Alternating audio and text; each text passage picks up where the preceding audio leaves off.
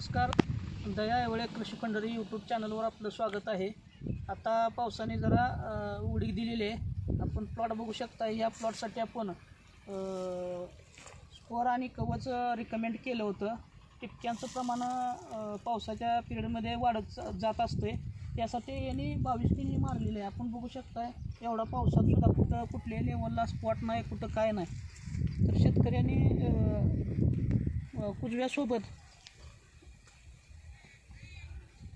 Score कवच आणि 22चा एक एक्स्ट्रा हात घ्यायचा आहे, कारण डांबऱ्या रोगाचं प्रमाण पावसामुळे वाढत चाललेलं आहे। आणि ज्या झाडाची मुळी ही व्यवस्थित चालू नाही त्या झाडांना टिपक्याचाही प्रॉब्लेम जाणवतो, कुजवा करपा याचंही प्रमाण जास्त जाणवतं।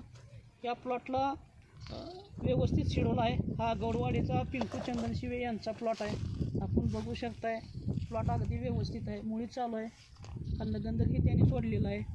आणि